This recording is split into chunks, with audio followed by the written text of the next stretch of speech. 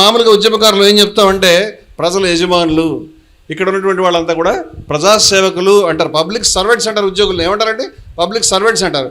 ఇప్పుడు సర్వెంట్ వచ్చి are you the owner, నువ్వు యజమానివేనా ప్రూవ్ చేసుకోమని అడుగుతున్నాడు. మేము హడిల్ చేస్తున్నాం, వాట్స్ హ్యాపెనింగ్, ఏం జరుగుతుంది చెప్పండి. పనిచేసి ఆయన వచ్చి ఆయన ఏం చెప్తున్నాడంటే అది సరే కానీ నువ్వు యజమాని అనడానికి నువ్వు పట్టరా పేపర్స్ అని చెప్తున్నాడు. ఎక్కడ జరగలేదు ఇటువంటిది. ఇప్పుడు పోనీ జరిగిందని నువ్వేంటారు నన్ను అడిగేదని అనే పరిస్థితులు లేవు మనం. ఇప్పుడు మన దగ్గర ఏమున్నా ఇల్లు మందే అని ఎలా ప్రూవ్ చేసుకోవాలని కంగారుగా ఉన్నాం. నేను ఆలోచిస్తుంది నాకే ఇలా ఇంత గాబరాగా ఉంటే సర్ అంటే ఏంటి, సర్ అంటే సార్ మీరు అని అంటాం కదా, అదే లేకపోతే స్పెషల్ ఇంటెన్సివ్ ఏది రివిజన్ అని కానీ వీవీప్యాట్ అంటే ఏంటంటే వీవీప్యాట్ అని అదేదో కొండ ప్యాట్ అన్నట్టుగా అండం మొదలుపెట్టాం. కానీ వీవీప్యాట్ ఏంటంటే voters verifying paper audit trial అండి. పేపర్ ఆడిట్ ట్రయల్ అంటే ట్రయల్ అంటే మీరు దాన్ని వేస్తే చూసుకోవడానికి, దాని అర్థాన్ని తీసుకుని మనకు దాన్ని కరెక్ట్గా అట్లా ఇంప్లిమెంట్ చేస్తే అట్లా వచ్చేస్తుంది మనకి అది. అయితే ఇప్పుడు ఇటువంటి గందరగోళంలో ఉన్నప్పుడు ఈ వీళ్ళని వదిలిపెట్టండి. ఎక్కడో మారుమూల ప్రాంతాల్లో గిరిజనులు ఉంటారు, వాళ్ళకి ఏమీ తెలియదు బాబు. ఎక్కడెక్కడో దూర ప్రాంతాల్లో వ్యవసాయ కూలీలు వాళ్ళ పనుల్లో వాళ్ళు జీవన పోరాటంలో ఉండాల్సిన వాళ్ళు ఉంటారు. ఈ దేశంలో ఇవాళకి నిరక్షరాస్యులు. మన దేశం పరిస్థితి అంటే 70 ఏళ్ళు 80 ఏళ్ళు స్వతంత్రం వచ్చి మనం ఏం పని చేసినా ఈ రోజుకి మన దేశంలో నిరక్షరాస్యులు, ఈ రోజుకి మన దేశంలో నానా బాధపడుతూ తమ జీవన పోరాటం సాగించేవాళ్ళు, ఈ చిన్న మలేరియా లాంటి జ్వరాలకు కూడా వైద్యం లేక చచ్చిపోయేవాళ్ళు మనం చూస్తుంటాం. పేపర్లో చచ్చిపోయినటువంటి డెడ్ బాడీని మోసుకుంటూ వచ్చాడు ఒక ఆయన తవ్వి. ఎందుకంటే మీ అక్క చచ్చిపోయిందని ఏంటి ప్రూఫ్ చెప్పు, అకౌంట్లో ఉంది ఏమో అని చెప్పారు. చెప్తే ఇక ఏ దిక్కు లేక అంటే ఈ ప్రూఫ్లు అడగడం వల్ల వచ్చిన బాధ అది. ఇప్పుడు ఈ ప్రూఫ్లు అడుగుతారు మనం ఏం తవ్వాలో తెలియదు. ఆయన ఏం చేశాడంటే చచ్చిపోయిన డెడ్ బాడీ తవ్వి కళ్ళలో నీళ్లు తిరుగుతాయి, దుఃఖం వస్తుంది. భుజం మీద వేసుకుని ప్లాస్టిక్ సంచిలో మోసుకుని వచ్చిన ఫొటోస్ చూస్తే మనిషి అనేవాడు నాగరిక ప్రపంచంలో ఉన్నామా, మనం బతికే ఉన్నామా అని అతను తీసుకొచ్చి ఇక్కడ పెట్టి, ఇగో మా అక్క చచ్చిపోయింది, చాలా కాలం అయింది పుడిచి తీసుకొచ్చాను, చూసి కొంచెం నాకు 20,000 ఇప్పించండి అన్నాడు. అకౌంట్లో ఉంది అతని డబ్బు, వీళ్ళు ఇచ్చే దయ కాదు. చాలామంది చూసి బాధపడి వరుసలు జరిగిందండి. ఇలాంటివి చాలా జరుగుతుంటాయి. ఏది తండ్రి చచ్చిపోతే సైకిల్ మీద మోసుకెళ్ళేవాళ్ళు ఇంకా ఉన్నారు. లోకం అదే విధంగా ఉంది మన పరిస్థితి. మనం చాలామంది చోట్లకి తెలుసుకోవట్లేదు. ఇటువంటి సిచ్యువేషన్లో ఒక అకౌంట్కి సంబంధించి ప్రూవ్ చేసుకోవాల్సిన సిచ్యువేషన్లో అతను మొత్తం డెడ్ బాడీని తీసుకొచ్చి పెట్టిన తర్వాత చాలామంది బాధపడారు. దేశం పరిస్థితి ఆ విధంగా ఉంది. ఇప్పుడు అతనికి నువ్వే మీ అక్క చచ్చిపోయిందని కాదు, నువ్వే అని ప్రూవ్ చేసుకోవాలి. ఎలా ప్రూవ్ చేసుకుంటావు? దానికి ఇందాక చాలా చెప్పారు ప్రసాద్ గారు, 1987కి ముందు పుట్టేవా లేదా. చాలామంది వాళ్ళు పుట్టినటువంటి డేట్లు కానీ స్కూల్లో ఎంట్రీ వేసిన డేట్లు తప్పితే ఏ గుడ్డు తెలియదు. మళ్ళీ ఇప్పుడు 9 నెలల గ్యాప్ అంటే అప్పుడు ఏం ఎంట్రీ చేశారు? పెద్ద నాయకులు కూడా పరిస్థితి ఉండేది ఒకప్పుడు. ఇప్పుడు గ్యాప్ ఉంటే డౌటు. నేను కొత్తగా చదివిందంటే 6 పిల్లలు ఉంటే డౌటు. సుభాష్ చంద్రబోస్ 14 మంది పిల్లల మధ్య పుట్టాడు. గాంధీ గారిట్లో చాలామంది ఉన్నారు. ఆ కాలంలో మాత్రం 12 మంది పుట్టడం మా కళ్ళతో చూసేవాళ్ళం. ఇప్పుడు కూడా గాంధీ 8వ వాడు. ఇప్పుడు కూడా చాలామంది ఉన్నారు. కానీ 6 మీ ఇంట్లో పుడితే డౌట్ అని చేత డౌట్ అని రాస్తున్నారని చెప్తున్నారు, తీసేస్తున్నారని చెప్తున్నారు. దాని మీద ఒక నాయకుడు పోయి నిన్న మెమోరాండం ఇచ్చి వచ్చాడు. ఇదేమన్యాయమే బాబు, ప్రధానమంత్రి గారికి యూపీ ముఖ్యమంత్రి గారు కూడా వాళ్ళ ఇంట్లో కూడా ఎక్కువ మంది పుట్టారు, మమ్మల్ని నేను ఎందుకు కన్ఫ్యూజ్ చేస్తున్నారని. ఇట్లా రకరకాలైనటువంటి పద్ధతిలో వాళ్ళు ఏం చేసేవారంటే చచ్చిపోయిన ఓట్లు ఎవరో ఎంక్వైరీ చేసుకుని సిస్టమ్ ప్రకారం వాళ్ళు తీసేసుకుంటూ వచ్చేవారు. అంచేత ప్రతిసారి కూడా చచ్చిపోయిన ఓట్లు తగ్గుతాయి, కొన్ని కొత్త ఓట్లు కలుస్తాయి. ఈ కలిసినటువంటి ఓట్లు ఈ చచ్చిపోయిన ఓట్లతోటి అయినా కూడా జనాభా పెరుగుతుంది. కాబట్టి నేను ఇందాక చెప్పినట్టు 40 కోట్ల జనాభా 150 కోట్లు అయింది. కాబట్టి రెగ్యులర్గా ఓటర్స్ లిస్ట్ కూడా పెరుగుతూ ఉంటుంది. కానీ ఇప్పుడు ఒక యుద్ధం చేస్తున్నట్టుగా దొంగల్ని పట్టుకునేటువంటి పోలీసులు మన సినిమాల్లో సౌండ్ వస్తుంది. వాళ్ళు రాగానే డ్రమ్స్ కొడతారు, డమ్ అని వాళ్ళు వస్తారు. వాళ్ళు రాగానే దొంగలు పారిపోతారు. మన పరిస్థితి అలాగే ఉంది.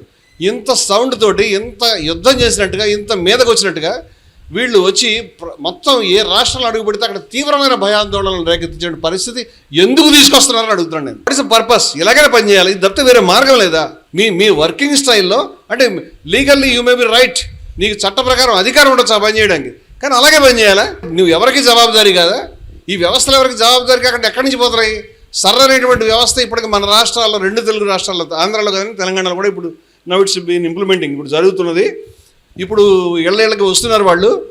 అక్కడ కూడా తీవ్రమైనటువంటి అప్రమత్తత భయాందోళనలు ఉన్నాయి. నీ ఓట్ లిస్ట్ పోవడంతో ఆగదు అది.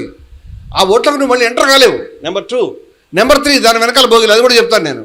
ఇప్పుడు ఎంతమందిని వాళ్ళు తీసేశారనేది ఇప్పటిదాకా కేవలం కొన్ని రాష్ట్రాల్లో మొత్తం కంప్లీట్ కాలేదు. 3వ దశకు వచ్చారు. 3వ దశకు వచ్చేసరికి 6.5 కోట్లకు పైగా ఓటర్లు. యూ కెన్ ఇమాజిన్ 6.5 crores, 6.5 కోట్ల ఓట్లు తొలగించామని ఎలక్షన్ కమిషన్ ప్రకటిస్తున్నది. ఇదంతా ఎలక్షన్ కమిషన్ ప్రకటన. ఈ 6.5 కోట్ల లిస్టుకి సంబంధించి చాలా ఆశ్చర్యకరమైనటువంటి విషయాలంటే, ఓకే కొన్ని కోట్లు తగ్గించాల్సిందే, దట్ వీ మస్ట్ అండర్స్టాండ్. ప్రతిసారి కూడా ఇటువంటి రివిజన్ జరిగినప్పుడు కొన్ని ఓట్లు పక్కన పెట్టాల్సిందే. ఎందుకంటే చనిపోయిన వాళ్ళు ఉంటారు. ఈ దేశం ట్రాన్స్ఫర్ అయ్యి పక్క ఊరికి వెళ్ళిపోయారు, అక్కడ నోట్ చేయించుకుంటాడు, ఇక్కడ అవసరం లేదు ఆయన పేరు. అలాగే ఇంకో చోటకి వెళ్ళిపోయాడు అని అంటారు. అందుచేత దిస్ ఈజ్ ఓకే. ఇది ఒక కామన్ జనరల్ ఫినామినాగా నడుస్తుంది, దాన్ని ఎవరు తప్పుపట్టరు. అలాగే కొంతమంది యాడ్ అవుతారు. నేను చెప్పినట్టు యాడ్ అయ్యే వాళ్ళు ఎక్కువ ఉంటారు, తగ్గేవాళ్ళు తక్కువ ఉంటారు. మరి చచ్చిపోయేవాళ్ళు ఎక్కువను పుట్టేవాళ్ళు తక్కువ ఉంటుంటే దేశ జనాభా తగ్గాలే. కానీ పుట్టేవాళ్ళు ఎక్కువ, చనిపోయేవాళ్ళు తక్కువ ఉన్నారు కాబట్టి దేశ జనాభా స్థిరంగా పెరుగుతుంది, ఓటర్ లిస్ట్ కూడా స్థిరంగా పెరుగుతుంది. ఇది నిజమైన, ఇది ఒకటే, మీరు వేరే ఆలోచన పెట్టుకోకలే. దేశ జనాభా పెరుగుతుంది కాబట్టి ఓటర్ల లిస్టు కూడా ప్రతిసారి పెరుగుతుంది కానీ తగ్గదు. ఇది అనేక సార్లు ఎస్ఐఆర్ చేసినప్పుడు కూడా ఓటర్స్ లిస్టు తగ్గలేదు, చాలామందిని వాళ్ళు తీసేశారు.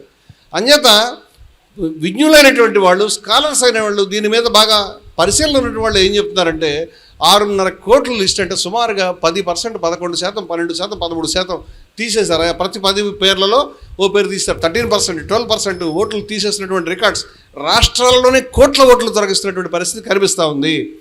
మరి ఇది న్యాయబద్ధంగా జరుగుతున్నట్టుగా కనిపించడం, నమ్మించడం, ప్రజలకు అవగాహన కల్పించడం కూడా ఎలక్షన్ కమిషన్ విధి అని ఎలక్షన్ కమిషన్ అర్థం చేసుకోవాలి. న్యాయంగా ఉండడమే కాదు, న్యాయంగా ఉన్నట్టుగా మాకు కూడా అర్థం కావాలి. మాకేం అవసరం లేదు, నీకేం సంబంధం లేదు, మా ఇష్టం మేము చేసుకుంటాం అనుకోకు నువ్వు, అది చాలా రాంగ్ అది. కానీ ఆ విధంగా జరుగుతూ ఉంది. వాళ్ళు చెప్పేటువంటి సమాధానాలు ఆ విధంగా లేవు.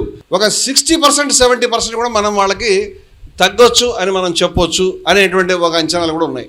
కానీ ఎవరు కూడా ఇప్పటిదాకా వీళ్ళు తీసినటువంటి 6.5 కోట్లు కూడా తీసేదగ్గమైన అభిప్రాయంకి రాలేదు ఇప్పటిదాకా. నాకు తెలిసి నేను చూడలేదు ఆ పరిశీలన. అంత పర్ఫెక్ట్గా జరుగుతుంది. Everybody is having doubts. ఎందుకంటే వాళ్ళు రిలీజ్ చేసినటువంటి జాబితాలోనే రాష్ట్రాల వారీగా మనం చూస్తే, అది యూపీ కావచ్చు, లేకపోతే మధ్యప్రదేశ్ కావచ్చు, బీహార్లో మొదలుపెట్టారు, బీహార్ కావచ్చు, బెంగాల్ కావచ్చు, ఇవన్నీ కూడా ఎలా ఉన్నాయంటే ఈ రాష్ట్రాల్లో అయ్యా మేము ఇన్ని ఓట్లు తీసివేస్తున్నాము, రైట్.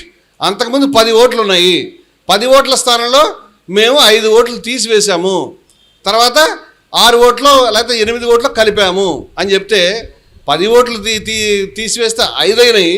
5కి మళ్ళీ మీరు ఒక 3, 4 కలిపితే అవి 8, 9 అనే 1, 2 తేడా రావాలి.